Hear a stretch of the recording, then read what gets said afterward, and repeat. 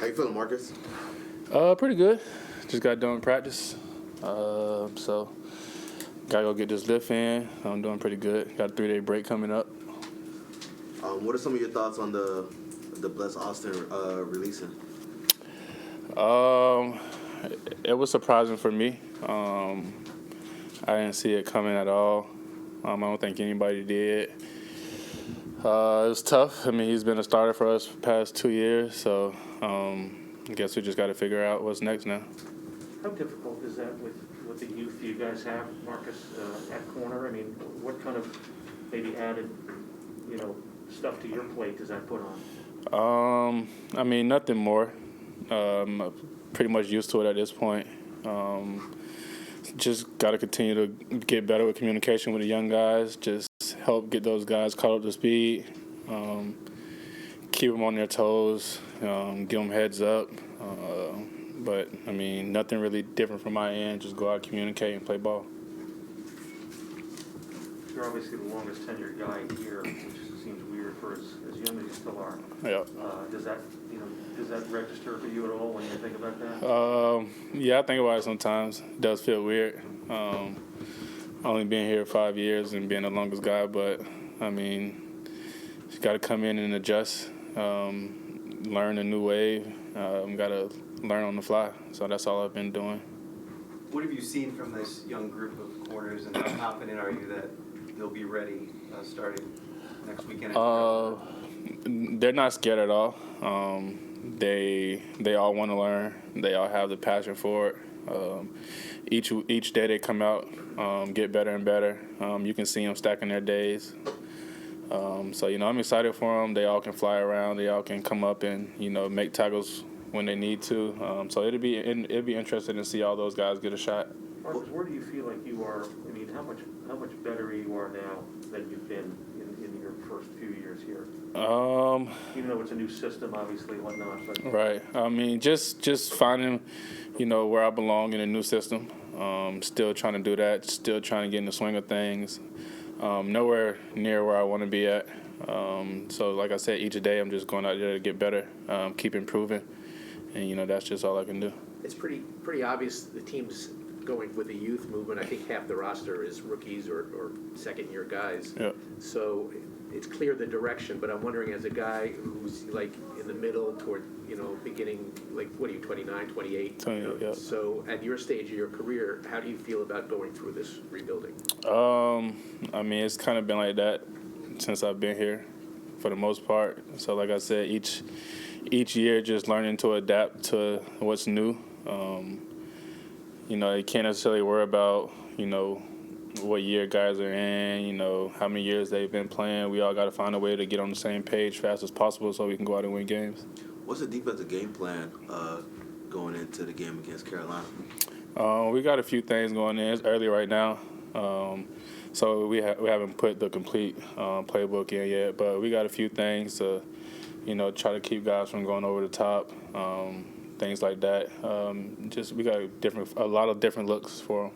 Mark, I know it's just been 4 years here, but how much do you kind of put into words how much you burned to have a little taste of winning, a little bit, which you haven't had. How much does that drive you trying to have? It's a lot. I mean, being the best that I can be. And winning games, and that's all it really comes down to. If you're not here to win games, you're not coming out to practice to get better, to win games, then what are we doing it for? So that's all that really matters at the end of the day, is winning games. The Panthers, they have a really good receiving core. So what would be keys to stopping their pass attack? Just winning up front, getting the quarterback off the spot, playing well, playing sound outside, keeping the ball going from over the top, and just running and tackling, getting those guys down. They got a lot of different weapons, but I feel like we got a good game plan, and we got guys that can get the job done. You're very familiar with that quarterback.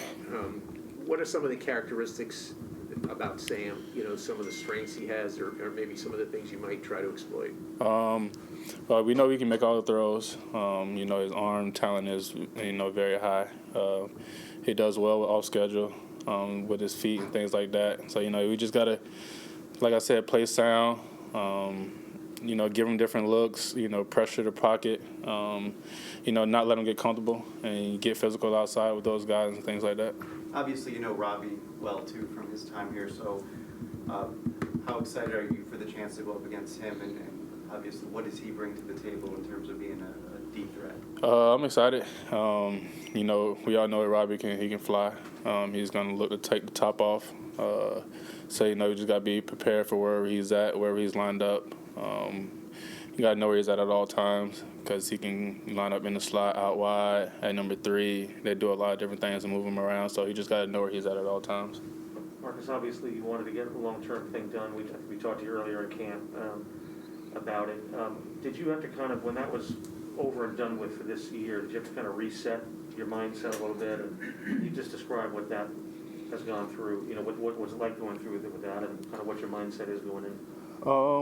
Once that was over with, just put that to a side and get back to the basics, get back to playing football, learning your new coaches, new teammates, new scheme, and then once you get on the grass, you're not really worried about anything else, just trying to get better with football. You've always been a leader, dating back to your college days, and I'm just wondering, when you're in a new system like this and you're still trying to find your way, is it still possible to be that leader for these young guys? How much do you embrace that? Oh, yeah, definitely. It comes with it. It comes with the territory. You still got to bring guys along. That's what it's all about. You can't just do it by yourself. There's 10 other guys out there with you. So at the same time, I'm trying to get better and find where I belong and things like that. You got to help guys, get better as well. You got to help guys find themselves because it's a team at the end of the day. So, I'm not out there doing it by myself. How did you find out that Les was released? Just word around the building. Oh. Yeah. And so you're just kind of like, what? Yeah. Surprised. Obviously, with Robert Sala's scheme, deception is a big factor, trying to make everything look the same. Mm-hmm. So from a safety's perspective, what goes into trying to make everything look the same pre-snap? Just holding disguises, making sure the looks look the same, giving the quarterbacks either the same look or different looks.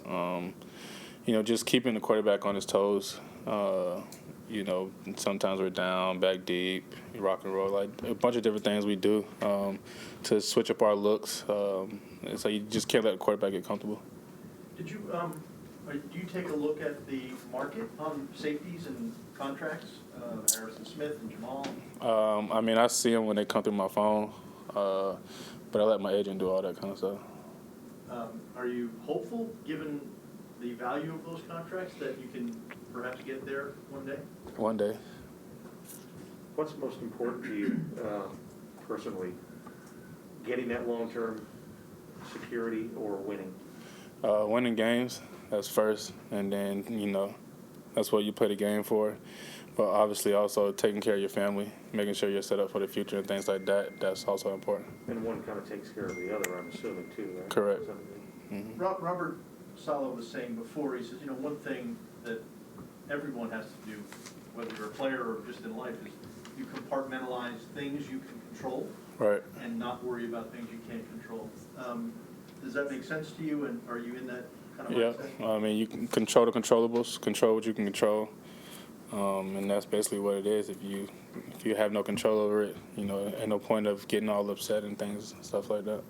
You feel you're in a good place mentally to kind of take that attitude for the rest of the year? Yes, sir. Marcus, Last one here. I think this is your third coaching staff already? It is, right? yeah. So you're for 5 too, right? Yeah. Mm-hmm. Does anything set this staff apart? Do you notice that they understand they have so many young players that maybe teaching has to be at the utmost, or what do you think of that? No, they're doing a great job of treating everybody the same, old and young, vets and the rookies. They keep everybody on the same page. They hold everybody accountable the same way. I like that. They do listen to us for the most part. They ask for a lot of feedback and how can, they help us and how can we help them, vice versa. So then they're doing a great job of making sure everybody's on the same page and making sure everybody's doing well and making sure everybody's getting their job done. Thank you, everyone.